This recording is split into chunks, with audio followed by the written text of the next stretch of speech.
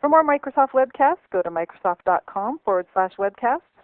Once again, ladies and gentlemen, I'd like to welcome you to today's Msdn webcast entitled Silverlight 1.0 Overview. I'd like to introduce today's presenter, Rob Bagby. He's a developer evangelist for Microsoft Corporation. Okay, Rob, it's all yours. Take it away.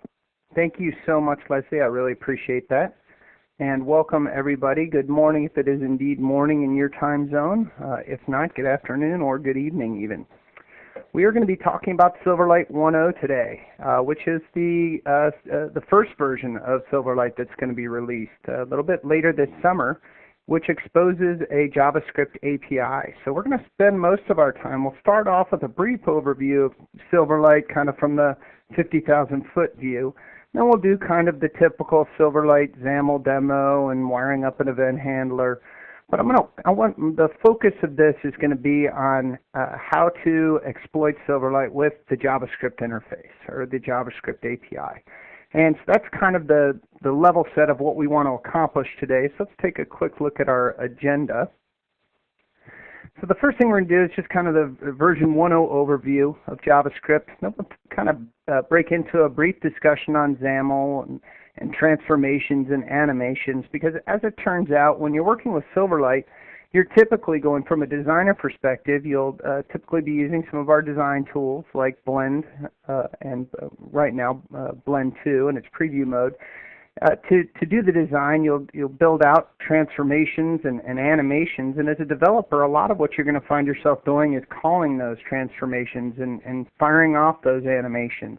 So we'll kind of hit that with a quick demo and show you how that all works. And then we'll kind of walk through the JavaScript API and see just what it is, what it looks like. There are a few files that get created for you when you use the templates. I'll hopefully demystify what those files, what their purpose is, and how they work, and what the thought behind them was. And we'll jump into media, and I'll do a demonstration on media and just how easy it is to incorporate media with Silverlight within your applications. And given the 1.0 API, we'll do a little demo on how maybe we can overlay some text on top of our media to maybe insert an advertisement or something like that. We'll just play with that a little bit. Then we'll walk through just kind of some of the, what I like to refer to as the advanced basics of JavaScript API. So we'll talk about maybe downloading files asynchronously, and then taking those and actually corrupting up or grabbing some XAML and creating some XAML and injecting it into the DOM. And we'll see how that all works, and then we'll summarize this up. I'm going to throw out one brief caveat here at the very beginning. As we're presenting Silverlight, which is really its sweet spot is rich interactive applications and media. Unfortunately, through the current live meeting we're working with, you may not see the media or some of the transformations or animations in the best light. They may not come across as powerfully. I hope you can kind of look beyond this. I hope it comes across somewhat well, but I hope you can look beyond this and kind of see what we're trying to accomplish is to show you how to do it with the code, so that when you fire it up at home or at the office, you'll have the tools to be able to really exploit this API. So with that, just let's kind of walk into a brief Silverlight introduction. This statement here is probably the best way to describe what Silverlight is. It's a cross-platform, cross-browser plugin that renders XAML and exposes a programming model. So a designer, or if you're a developer / designer, you'll build out your design. It's essentially XAML that you create, and the goal of Silverlight is to render that XAML. Then when you want to interact with the GUI, if you will, or the interface, you do it through a programming model. And in version 1.0, that programming model is JavaScript, which is really what we're talking about today. And so when we say cross-browser, you'll see we've got Firefox support, Safari, IE. And when we talk cross-platform, you've got Windows and OS X or OS X.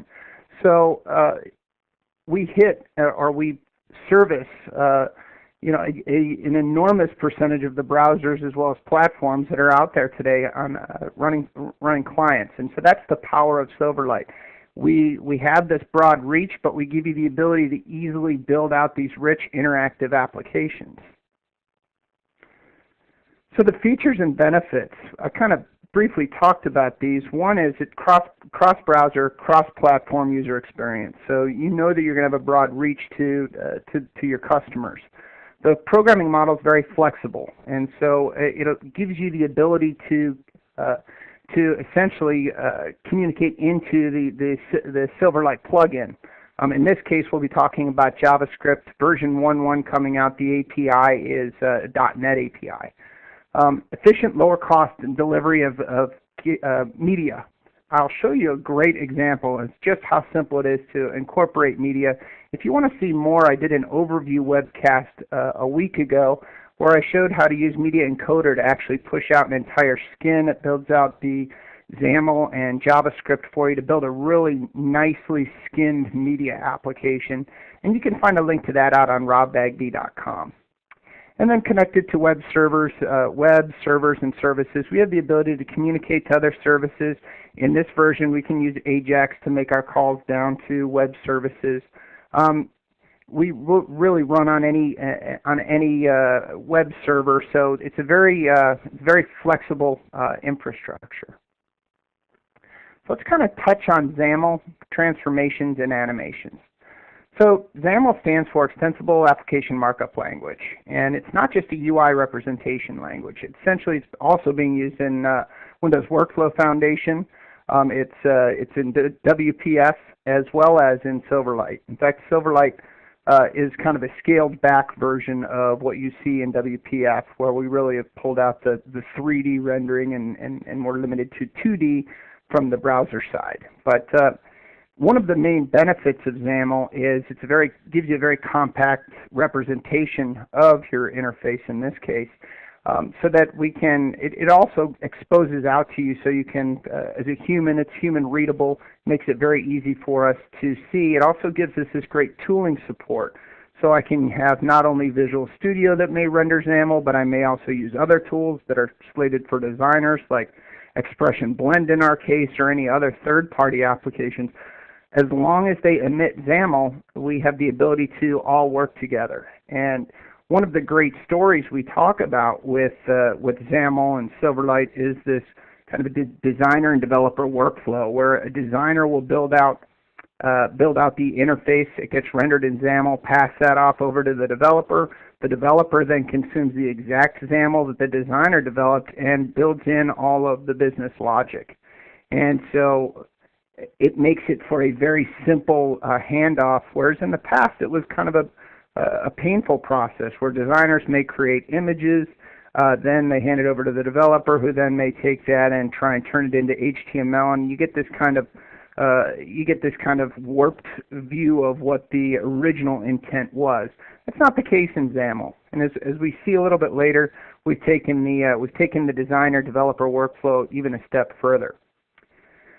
The next thing to talk about XAML is really the model is kind of similar to HTML development. So if you think about how you develop ASP.NET pages, it's kind of a close parallel, where you see in the ASP.NET world, the design or the UI is represented in HTML, and then you have this code behind which represents the logic. In our world, in the Silverlight world, XAML is how the UI is represented, and then we have these APIs that represent how we can adjust it or make changes or talk to it and affect the business logic.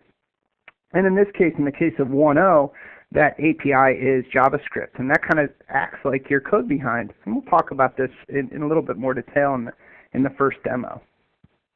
So as you can see at the very bottom, this canvas that's kind of your base or your root element in any Silverlight application now, and that's really the container de facto in our current version of Silverlight. So when you want to build a container, you're building a canvas, and you'll see in this example we actually have a text block which is set inside of the canvas, which exposes out a hello world text to you. Pretty simple to see. It's, as I stated earlier, it's human readable. The canvas is, as I mentioned, the drawing surface, and as well acts as a container The children inside of any canvas have relative positions. So you'll see this canvas has a width of 250 and a height of 200. The rectangle inside of it sets its canvas dot top to 25 and the dot left to 25. That's relative to the positioning of its parent container. The next example here kind of shows that shows the relationship to the parent, where in this case the inner canvas is relative to the outer canvas's position, and then the ellipse, which is sitting inside of that inner canvas, is relative to its parent. So that 25, 25 on the ellipse is relative to its parent container. Pretty simple concept. Let me build this slide out. Transformations allow us to actually make changes. Oops, let me go back. To actually affect some changes within our Silverlight app. And so you've got a couple out-of-the-box transforms that are available to you, and they're mainly self-explanatory given their names. The rotate transform allows us to actually rotate an object.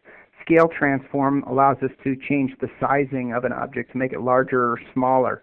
Skew allows us to adjust or to change the relative shaping of a transform, skewing it. And it's actually kind of helpful for you if you want to, in the 2D world, to create kind of the feel of 3 dimensions. The translate transform allows you to actually make a translation or to change something, and the matrix transform is really kind of if the first 4 transforms don't meet the needs that you have, the matrix transform allows you to kind of create some custom transformations, if you will, along the varying axes. So this slide shows you an example of a rotate transform on a text block. So essentially we're just setting the rotate transform, setting its angle to -45, and that just essentially rotates that element, if you will. Animations, put simply, really, you're just changing a property over time. And so if you think about varying properties, the great example is opacity, which is if I want to, over time, to turn something from invisible to fully visible, I will change my opacity from a 0, which is functionally not visible, over to 100%, which then makes it fully visible. So in animation, perhaps I want to, over the course of 2 seconds, make my item become visible. I would create an animation that essentially targeted the opacity. We'll do a great example of this in our media demo. You can animate varying property types. The types that you can animate are doubles, which essentially are going to be you would use a double animation when you were doing something like opacity. You can do colors as well as point animations. And the JavaScript API basics, we just want to kind of do a very high level. I'm splitting when we talk about the JavaScript API, I'm kind of splitting this between the basics and then what I call the advanced basics, which are advanced basics are some things that you're going to do that a little bit more powerful, but the basics, this kind of tells you what you need to really get started. And so in JavaScript, what you really need to know is that all elements are scriptable via the browser script engine, which is JavaScript. And so if a browser has JavaScript turned on, then you have access to each and every element inside of the XAML. So what you essentially do inside of your XAML for each of those elements, you essentially give it an X:" name. And by giving it that X:" name, you can get a reference to it by calling find name on a parent. And that's just, if you've done any DOM development in the browser world, you're probably familiar with document.getElementById. This is the functional equivalent to that. Find name is, if you think about it, find name to XAML is just like getElementById is to the DOM. What you're going to probably normally see yourself doing when you're working in Silverlight is typically calling transformations or animations. And so the typical pattern is going to be you're going to get a reference to an animation by calling find name, and then starting that animation by calling begin. And so you'll see that as we go in the demos. So starting an animation, I just kind of gave you the high level. You essentially name your animation, giving it an X name. Then you get a reference to it by calling find name, and then you call begin to start it. Animations have some additional functionality. You can set the fill behavior. By default, what happens when an animation finishes is it holds the last value that it had. So if I, in my earlier example, did an animation where I went from an opacity 0 to an opacity of 100%, or 1, at the very end, by default, it's going to have a fill behavior of hold end, which means that at the very end, it's going to, when my animation is done, it's going to stay there. The opacity is going to remain at 1 or 100%. You can set the fill behavior to stop, which at the very end of the animation, it's going to revert back to its original value. It really depends on what you're trying to accomplish within your application. The repeat behavior. So when I call an animation, I may want it to repeat a certain number of times. I may want to have it repeat for a certain period of time. I may want to have it repeat a certain number of times or a certain number of iterations, or I can just say, give it the actual literal of forever and say, just repeat forever until I tell you otherwise, if you will. So those are a couple other things you probably find yourself manipulating or setting when you're creating animations. So this does read demonstration 2. I really combined the first 2 demonstrations in this. And so I'm just going to jump over into Visual Studio. And so what I'm going to do is I'm going to just go ahead and choose File, New, and I'm going to create a new project. And I'm going to call this my Webcast, or WC, just call it WCSL. And I'll put all this code out on my blog at robbagby.com a couple hours after the presentation. But you'll see I'm creating this Silverlight JavaScript application. And I went out to silverlight.net, and under Getting Started there is where I got the templates, and there's a really nice page that shows me everything that I need to do in order to install Silverlight. And so this template actually builds out a few files for me. And I really want to walk through all of the files that got created here because there's been some confusion as to what gets created, what the purpose is, why all of the files, what are the differences between the JavaScript files. So what I'd like to do is just kind of take a few minutes to kind of walk you through each of these files. So the first thing you see that comes up is my XAML. And this XAML actually represents this kind of default button that they give me. And if I go ahead and open up this project in Expression Blend, we'll get a nice view of what that button looks like. And let me just change this out to demos, and I think I called this WCSL. And I'm going to open up the C# project, the exact same project I had. And you'll see this is what that XAML renders. Nice click me, looks very clean, very kind of web.next look, and we'll see how it's actually animated for us by doing some work, and we'll see how we're actually affecting this via both animations as well as calling those animations given our JavaScript API in just a second. So let's leave the scene.xaml alone for a minute. That's kind of in our designer world, and we're having a developer conversation here, so I want to start walking through the developer files, and we'll revisit our scene.xaml when we go to add to it and build out some media as well as maybe a nice object that we want to animate. So I'm just going to close that out. The next thing I want to do is kind of take a look at the page that's going to be containing our XAML or our Silverlight plugin. And what you'll see here is it's a very simple page. It's got one div here in the body, and that div is ID'd to specific ID, in this case Silverlight plugin host. And you see inline to this div we've got a script tag.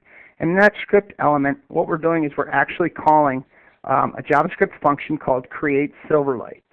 Now, up at the top here, you'll see I've got 3 scripts that are referencing different script files: silverlight.js, default.html.js, and scene.xaml.js. This is where some of the confusion comes about. I've got these 3 files. What do they all mean? What are they all doing? Why are they there, etc.? Well, what I really want to do is kind of point that out to you here. So let's start by opening up default.html.js, or the JS that's really represented, or kind of the code behind, if you will, for this default.html. So I'm just going to open that up, and you'll see inside of here we really have one meaningful function here. This is that create Silverlight function that we called. If you'll excuse me, I'm going to go ahead and click back to the default.html just to show you. We're just calling create Silverlight here, and that function is exposed in that default.html.js. There's no magic to this name. Create Silverlight is just what they used as the default. In this case, maybe I'll just call it create button, and I'll just save that, and then I'll just update it over on my default.html. And just to prove to you that there's no magic behind what the name of this function is. It's just calling a function here, and the goal in this function is to actually, in this line of code, actually creates our Silverlight component. And so inside of Silverlight.js, which is a Microsoft provided file for you, there's a method called createObjectEx. So we've done the hard work. We've given this to you. You don't have to adjust it or do anything to it. You just get this for free. And what createObjectEx does inside of Silverlight.js is it does all of the browser detection and checks to see if Silverlight, the appropriate version, is installed. If it's not, it by default renders out an image with a link to where your consumer can go out and get Silverlight so that your Silverlight plugin will work appropriately. It does all the work for you inside of here, and it also, inside of here, you give it set a few arguments, and inside of those arguments, that's where we tell it which XAML to load, or which XAML to build out for us. In this case, it's building out that scene.xaml I showed you earlier.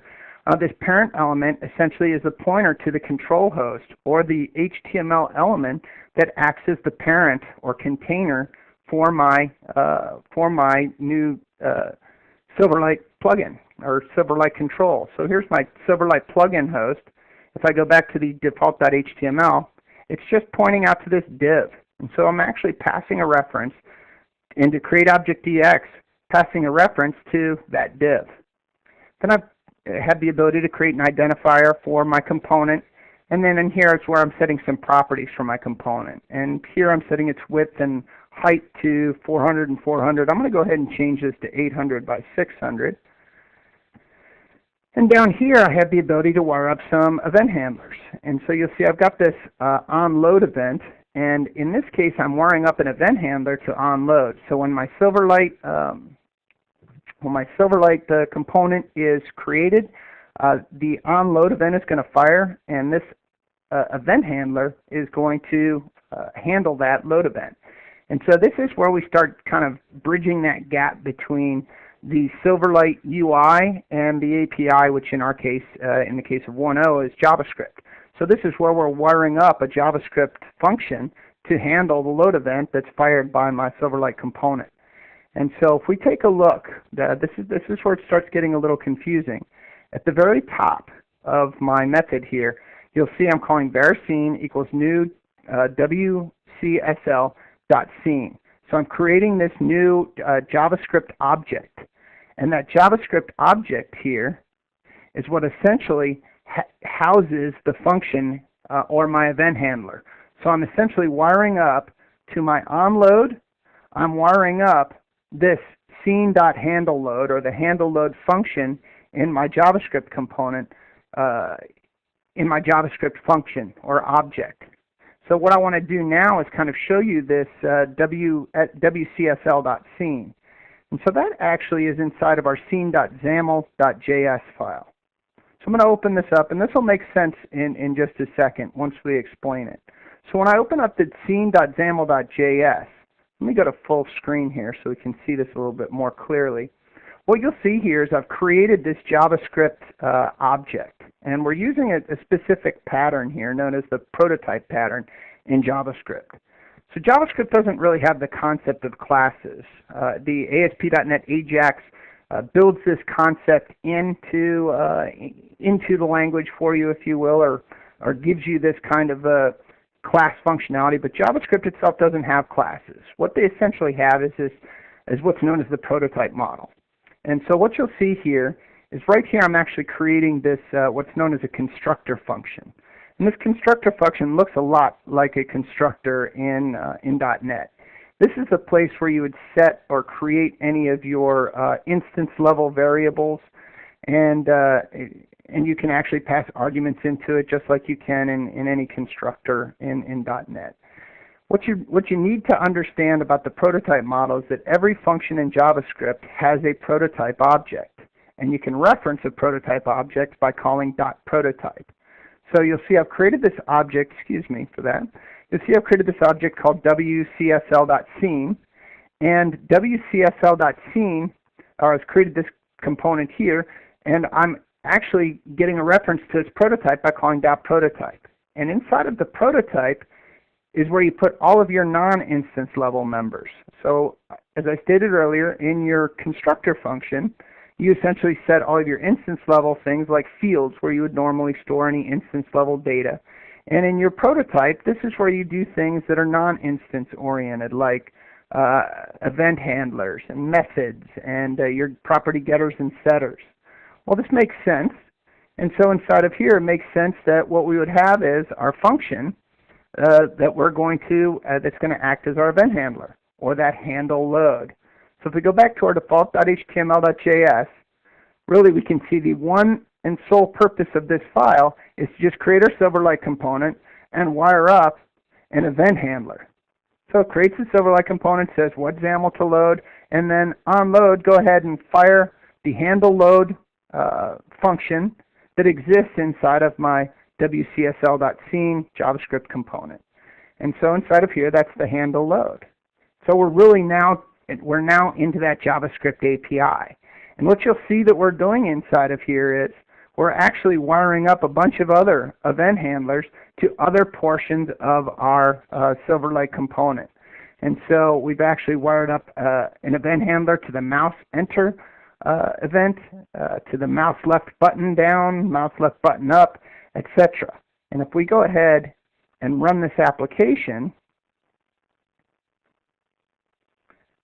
you'll see what happens is all these event handlers are going to essentially fire animations for us. And they're going to give us this kind of really nice user interface that we're expecting in this world. It may not come across all that well for you inside of via live meeting, but we're getting a really nice mouse over effect here. So we can look down here and take a look in some of our event handlers. Here's our handle mouse up, so when the mouse goes, this kind of acts as our click event. This is where I'm actually firing off this by default alert clicked. And that kind of gives me just this nice alert box just to prove that we're wiring up to the event. But we're going to do something a little bit more interesting here with that. So hopefully this kind of gives you a good idea of what the purpose of these files are. If you think of the ASP.NET world, you've got your HTML file that has your user interface defined in HTML, and then you have this code behind file with a class, and inside of that class, that's where you have your private methods and some of your public API that you've exposed and anything like that. The same goes true for Silverlight, and in this case, the HTML is an HTML, it's XAML, and that's that scene.xaml file. And this scene.xaml.js kind of acts as our code behind, and by building it into this prototype, that's kind of the JavaScript version of creating a class. I hope that clears that up a little bit. Let's jump back into or open this up in Blend. I've opened it in Blend. Let's make some changes to this to kind of dress this up a little bit or add some functionality to the application. Next thing I want to do, I've done this in previous demos, and it's always kind of interesting, and people tended to enjoy it. What I'm going to do is build out kind of a version of the spinner that you see in Vista that spins when you're waiting or you're loading something up. And so I'm just adding this ellipse onto my canvas here, and I'm going to go ahead and go into my properties on that ellipse, and I'm going to click the stroke, and I'm going to set my stroke thickness to 8, make it kind of like a circle that we have. I'm going to choose a gradient brush here and add a nice gradient to it On the left-hand side, I think our Windows Vista spinner is probably more of a green. If I go ahead and bump this up a little bit, you can see that I now have this nice green spinny ball thing that looks kind of like the Vista spinner.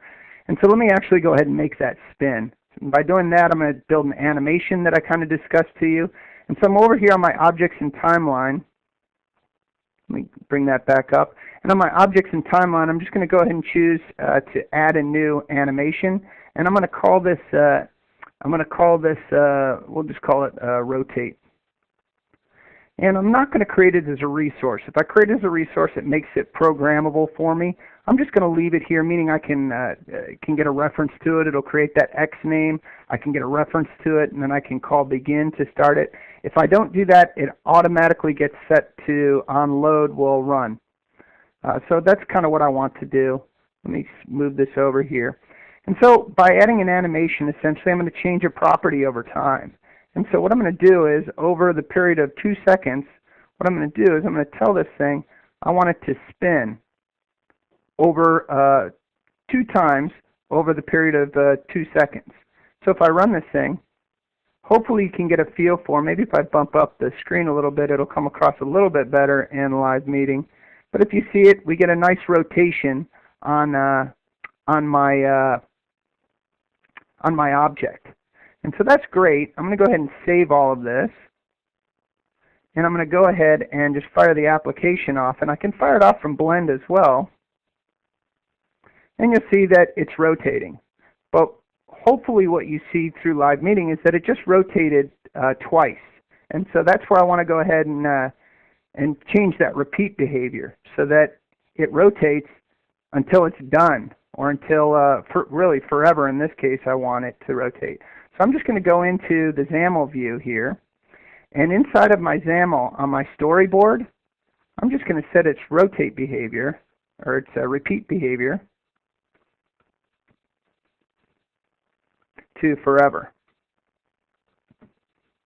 And then when I run this, it will just continue to rotate and rotate, and we'll see that when we get to the next set of demos. And so that's it. I'm going to go ahead and save all, and I'm going to jump back over to my slides for a minute, and then we'll get back into the demos. Largely what we're going to be doing from here on out are demos, but got a couple slides to help us. Media is one of the real kind of sweet spots within what we have in the Silverlight offering. And so the ability for us to expose media has never been easier within our applications. And really kind of the great thing about it is that we can expose all of the various WMV, V7, V8, V9, VC1, which is really HD content, which you really don't see out there, as well as the audio, V7, V8, V9, and MP3. You can expose all of these cross-browser. And so it doesn't really matter what browser you have. You don't have to worry about doing any detection, things like that. That gets done for you by Silverlight, and you really have this native means of exposing media, really by just adding a media element into your application, which is what I want to show you now. So let me just kind of jump into our next demo, and I just really want to illustrate to you how easy it is for us to add media into our application. And so what I'm going to do here is, for the rest of this demo, what I want to do is pull this spinner out, and I want to create another file for my spinner here. So I'm just going to go ahead and choose to add a new item, and I'm going to call it spinner.xaml. And we'll see in a little later demo how I can load up XAML from other files using a downloader. So make a call down to the server using a downloader to pull the XAML back and actually inject it into our application. So that's what I'm going to do here, is just move this spinner control into my other application. So I'm going to go grab the XAML from, let me move this back down to 100. I'm going to grab that spinner and just get it out of our way, because in this demo I just want to start dealing with some media. So I'm going to grab my spinner control, which is right here. This XAML right here, the ellipse, represents that spinner that I have. And I'm just going to copy that into my spinner.xaml file. And I'll just copy it right in here. And then I'm going to also grab the animation I had. in my scene.xaml, and I want to grab that trigger and the animation I had that spins it, and I want to move that over into my spinner.xaml as well. So let me just do that there, and we're good to go. Let me save that, and then let's just save everything, and we'll close my spinner out, and we'll revisit that in just a minute. So now we've just got my basic button here, and what I want to do is illustrate to you how we can simply integrate media into our application. So the easiest way to do that is for me to just grab a media element. So I'm going to grab a media element, and I'm just going to go ahead and add one onto my application here.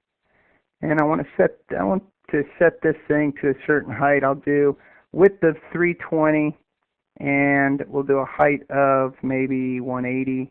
Sometimes it's a little painful to do it with the UI, and so you can always jump out and just set the properties, which is what I'm going to do here.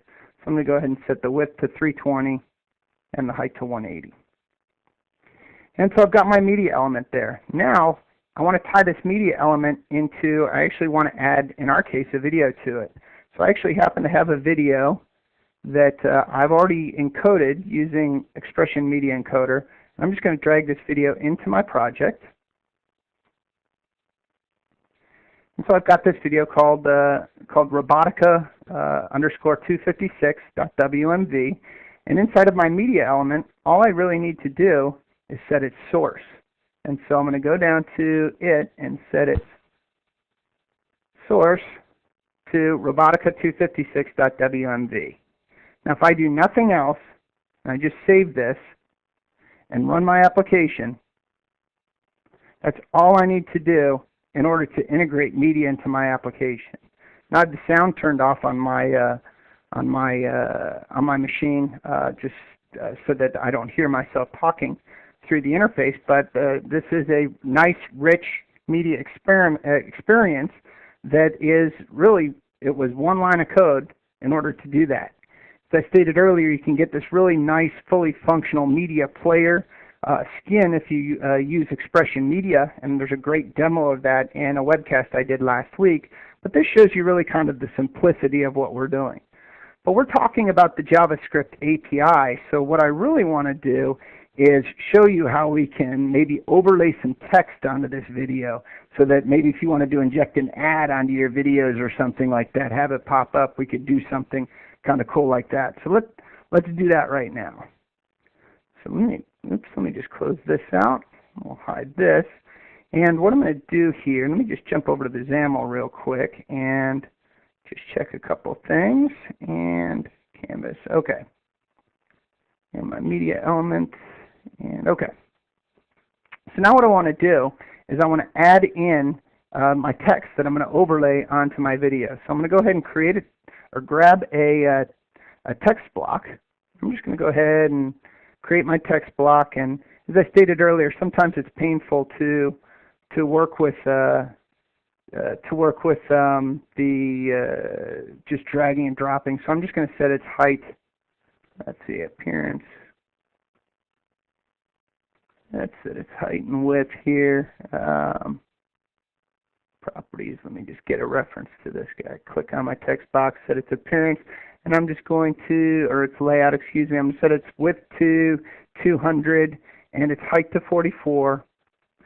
And the height's fine. And what I'm going to do is give it a name, and I'm going to call it add text.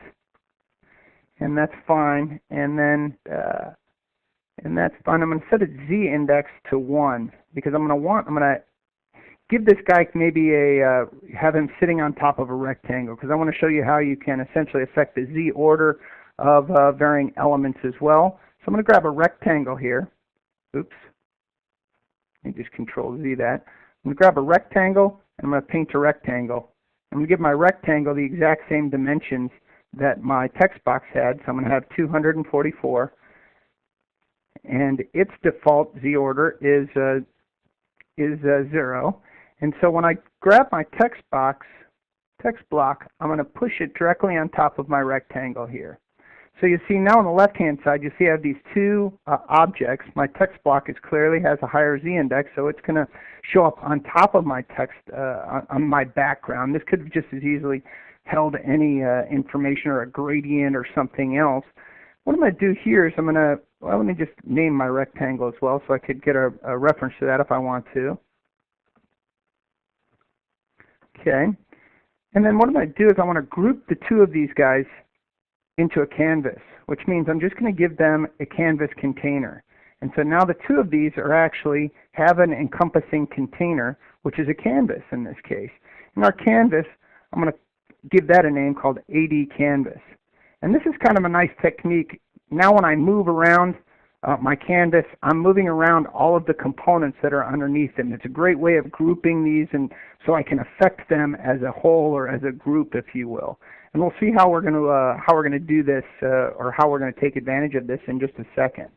So I'm moving my canvas to the middle of my media, if you will, and you can see that it's showing up in the center of the video. And I don't want it to show or be visible in the middle of the video until I tell it to go. And so what I'm going to do is I'm going to set its opacity of my canvas to 0. And when I do that, you'll see that now it's invisible and you can't see it. The next thing I want to do is create an animation.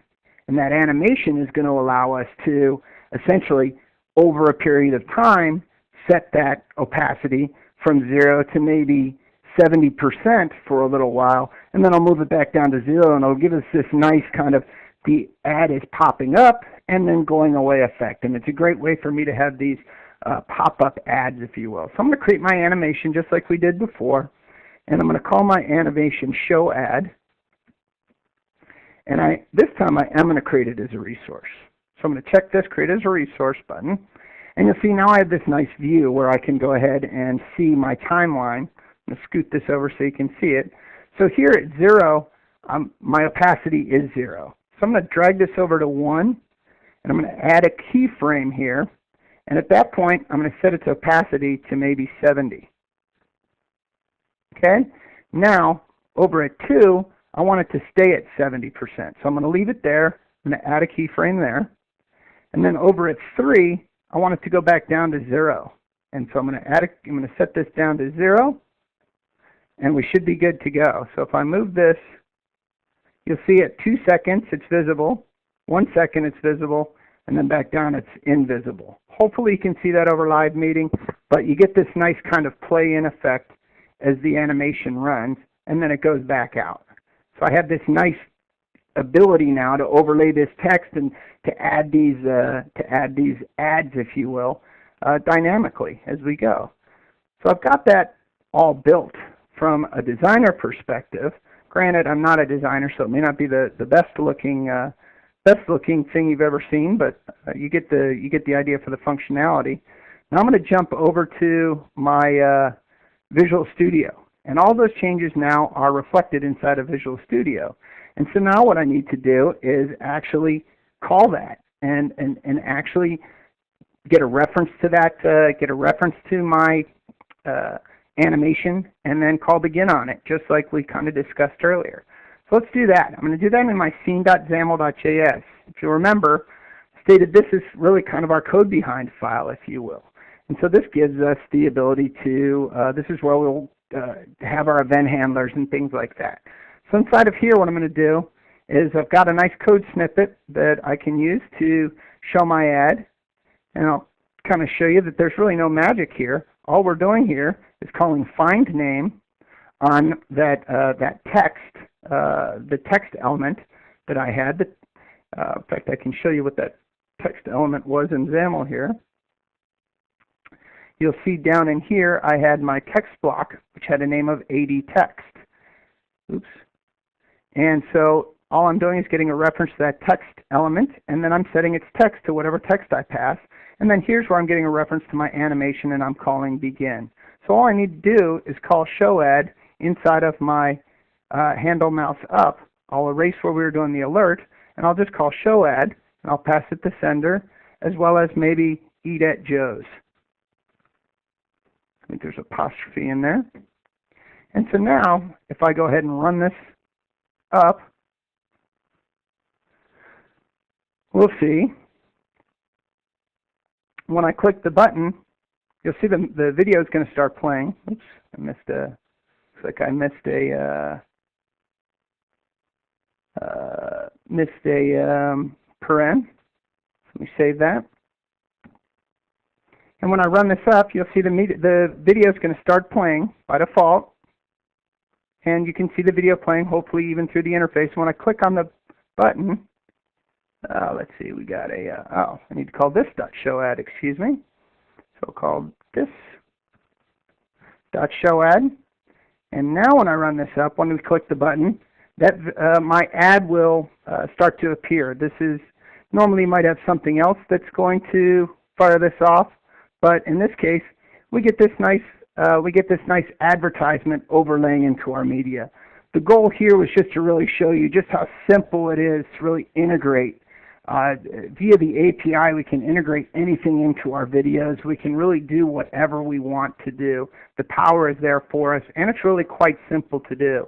You've seen that. You've seen me do it in a matter of minutes. Let me jump back into the slides, and we'll do a couple more slides, and then we'll do one more demonstration to kind of maybe show some of what I call the advanced basics.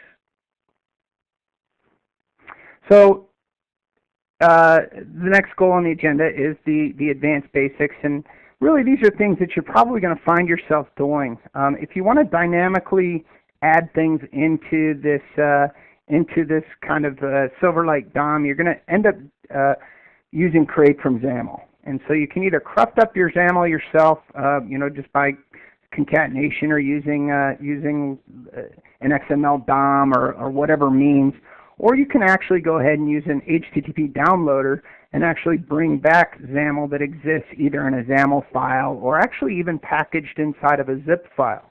So you'll find yourself probably more often than not making calls down to the server, either to call a service or to pull back XAML that you may have just stored in a file or stored in a zip file, because XAML can get relatively verbose. You may want to store it in a zip. You use the downloader to make that call, typically asynchronously, and you'll tell it when that whatever file is downloaded, you'll essentially tell it, here's a callback method, and call into this method when that file is done downloading. And so in our case, what we're going to do is we're going to make a call down and grab that spinner that you saw that I had, and I'm going to go ahead and pull that back. And then I'm going to use Create from XAML to actually create a spinner control, and we're going to inject it into our Silverlight component. So that should be a pretty good demo or example of how we can utilize that. The next thing I want to do is just a quick little discussion on Ajax. We're not going to show any Ajax demos here, but I do have some planned in the future Ajax and Silverlight webcasts. But if you'll note, when I talked about that code behind file in the default at scene.xaml.js, you might be thinking to yourself, wouldn't it be great if I could just use an Ajax component as that code behind file? And you, in fact, would be correct. That is great. It's a great pattern for you to follow. And if you follow my blog or start following my blog, I'm actually going to build a template out that allows you to build out that Ajax component as the code behind, if you will, for your Silverlight component. So just go out to robbagby.com and subscribe to the RSS feed, and I'll be posting some stuff out there in a little bit on this subject.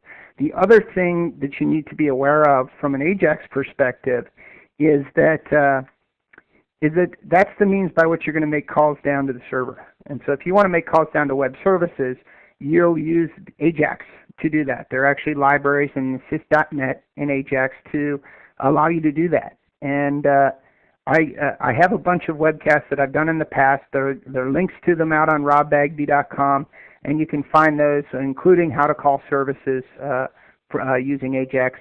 If you have an interest, go out and check those out. So let's jump into a demo on the advanced basics here. And so what I want to do is, you saw me create this. Silverlight, this spinner.xaml. And what I want to do here is, my goal is going to be this XAML is not going to get loaded by default. We're not passing it into that create. when I call create here, create object DX, I'm not passing this spinner.xaml in, so it's not getting brought back from the server to the client. So I need to actually use a downloader to pull this XAML that's sitting out on the server, pull it back, and then once I get that XAML back on the client, I'm going to then create my component or call create from, I'm going to call create from XAML and actually create my spinner component, and then I'm going to push it into the Silverlight DOM. So let's kind of see how that goes and see how that works. First thing I want to do is make a couple quick changes to my XAML file here. I've got to give it a name. I'm going to give it a more meaningful name than scene. So I'm going to call this spinner. And if you'll remember, that's how I'm going to get a reference to this guy a little bit later. And I'll show you something we can do with that. I'm going to get rid of the width and height, and we'll just use the default. And I want to set its canvas.top and its canvas.left so that it's not showing up on top of where my media element was that I placed earlier on the page. And so I'm going to set its canvas.top to 50, and I'm going to set its canvas.height to 100. And we'll just set that to 400 there. And that should be about it. We should be pretty good there. And good. So now what I want to do is go down to my ellipse, and I want to just make sure I get rid of this canvas.left and right that probably are in there as well. I don't want those in there. I want those just to show up in the top left-hand corner of its container, which is this canvas where I just set this top and left. So we're good to go. I've got my spinner all set up there. Now what I want to do is go back into my scene.xaml and just make sure I have a name for my root canvas there so I can reference it, and I don't. So what I want to do is give this canvas here, I want to give it a name. So I'm going to call this x:name equal to, and we'll call this root canvas. And that, I need to get a reference to this because in my scene.xaml, that's my base XAML page, and what I want to do is when I get my spinner back, I want to actually add my spinner component as a child to this canvas. So I need to be able to get a reference to this canvas as well. So I'm pretty good here. Let me just make sure I've got everything saved, and I do. And so now what I need to do is actually write the code that's going to allow me to make that call down to the server, fetch the spinner.xaml, create my XAML by calling create from XAML, and then actually add it back into this canvas as a child. And so hopefully we can do all that in the next 5 minutes. So let's go ahead and use a code snippet I have here.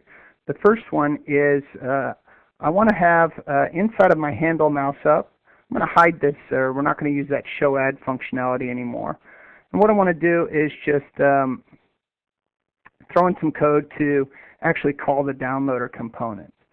And so you can see the code here is relatively self-explanatory. If you've used the XML HTTP object or the like, you'll have a pretty good feeling for how this code works.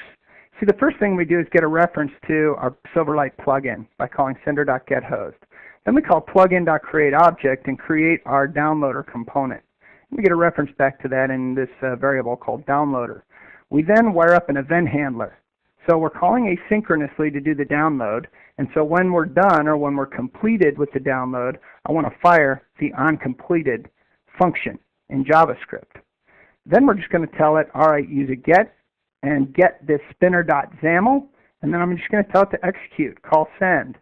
So now really the only thing we need to do is implement this onCompleted event or function, if you will, event handler, and inside of there, that's when we'll get a reference to that stream of XAML and create our XAML. So let's go ahead and add that in here. And I've got another little downloader completed, my onCompleted implementation right here. And you'll see inside of here, what I'm doing is I'm just essentially getting the response text back, and I'm storing that in a variable called XAML.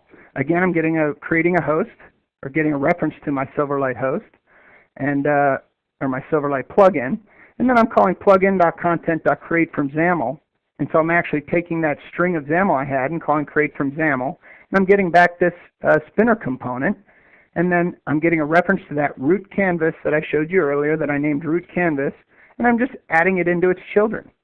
It's really that simple. And if I haven't made any mistakes, when I run this up, everything should work appropriately, and we should see a spinner component showing up around in this area, which it does. And so I was able to actually go down to kind of rehash. I was able to go down to the server, pull this resource, which in this case was a XAML file, but it could have just as easily been a XAML file inside of a zip. And the documentation online shows you just how simple that is. I extracted the XAML from it, called create from XAML, and then added it into my canvas as a child. Pretty simple yet powerful example of what you'll probably be doing as you start to really build out your Silverlight applications. So with that,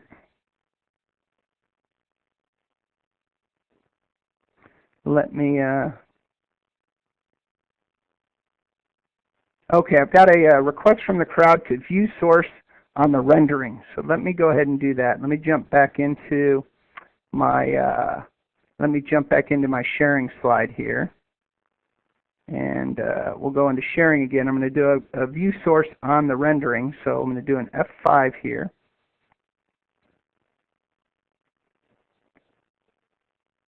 And so here's the rendering out here. Let me go ahead and click on that. You'll see right here, if I right-click and choose that, I'm actually in the Silverlight configuration. I have to actually get outside of the Silverlight component in order to do a view source.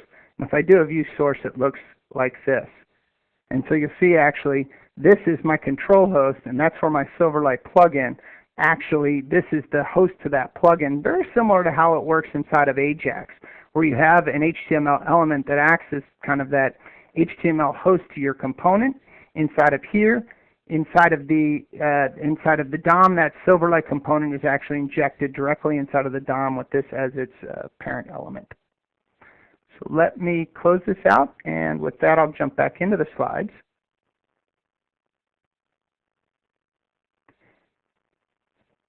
And we'll just kind of go directly into the questions and answers. What I'm going to do is hand this off to our webcast team here to kind of fire off the survey to kind of walk you to that, and then we'll take any questions that have been left unanswered verbally when they come back. So thank you very much, and I'll be back in a minute. Great. Thanks, Rob.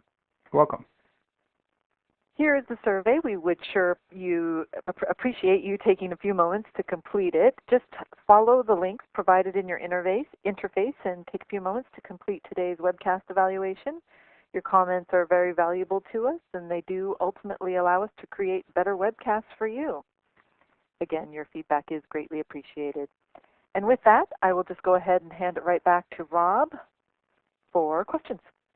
Okay, thanks so much, Leslie. I appreciate that. We're quickly running out of time here, and so we'll when we sign off from the audio portion, we'll answer the questions inside of the question manager. But I'll start taking some questions, and maybe I'll start from the bottom because I actually have Tim Hewer's been answering a bunch of the questions as we've been going along. So let me just start from the bottom, and Tim, you can keep working from the top.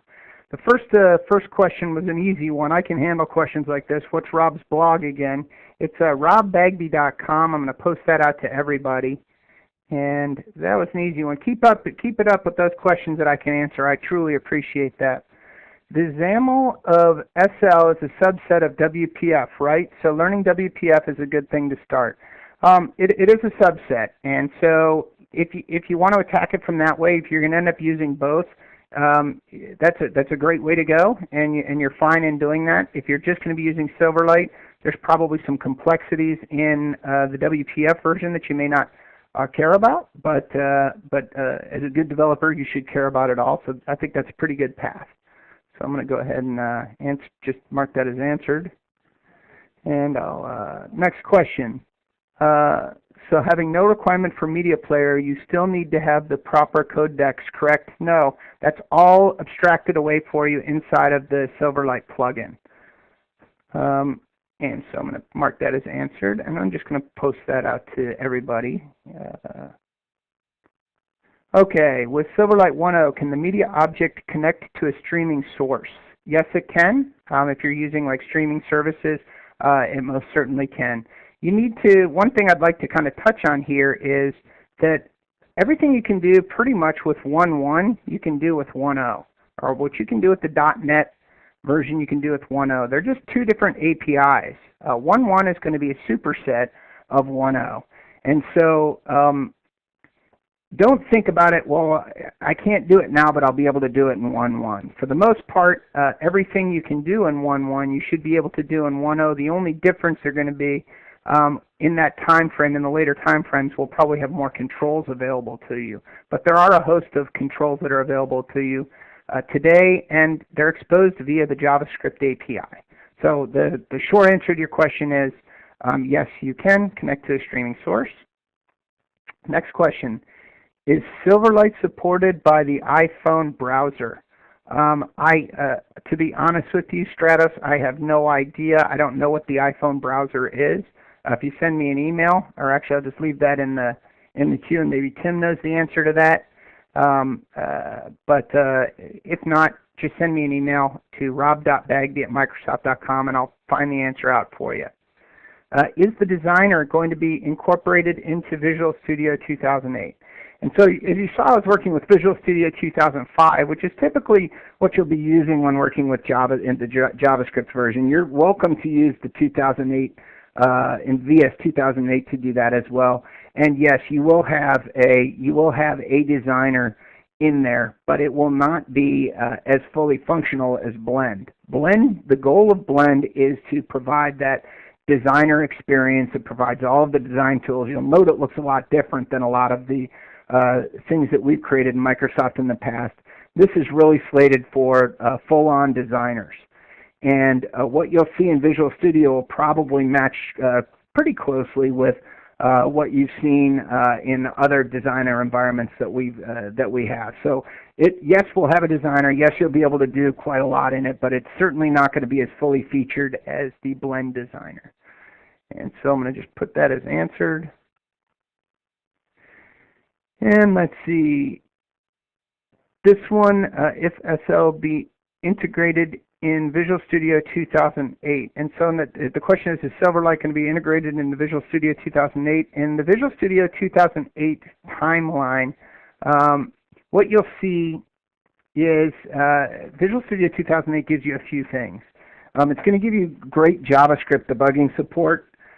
You'll also see that there's some templates. Visual Studio 2008 is really where we've targeted a lot of the work towards building the 1.1 solutions.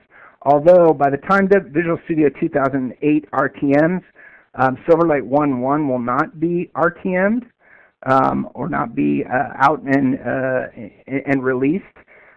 So you'll be in Visual Studio 2008. You'll have all of the nice plugins or add-ins that allow you to work with 1.1 prior to its release, and then once it's released, it'll have a really great environment in there to work with Silverlight 1.1 as well as 1.0, I hope. And it will, and you'll have the appropriate templates for both of those applications. So I'm going to mark that as answered.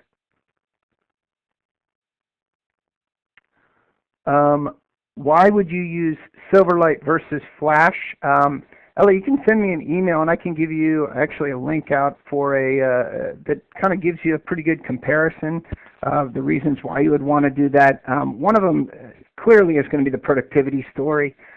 You're going to be working with the same languages that you worked with in the 1.1 time frame. You'll be working with .NET on both sides. You're probably working with that in the ASP.NET world. The other, some of the other things that you'll probably want to investigate is the use of high definition video inside of Silverlight, which is not available on other platforms. You can also see the ease of use of really kind of communicating back down to the server, bringing data back up. It's a very nice environment to work in. It's a highly productive environment. Send me an email and I'll shoot you off a link that kind of gives you all the technical details. And let's see, so I'll just put my email address here. and I'll post that out to everybody. Can you give the link which Rob is talking about comparing Silverlight to Flash? I don't have that on me right now. I guess I will take it on myself to post that out on my blog. So I'll put that out on robbagby.com, and I'll have a post in a couple hours.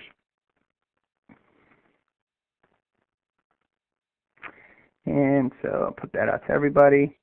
And let's see, is Silverlight plan integrated with email technology? For now, that's a tough one. So in HTML email, it's not really running under the browser's renderer, so not to my understanding. And the next question, what are performance requirements for displaying HD video? Can we expect similar CPU utilization and frame rate as in Windows Media Player?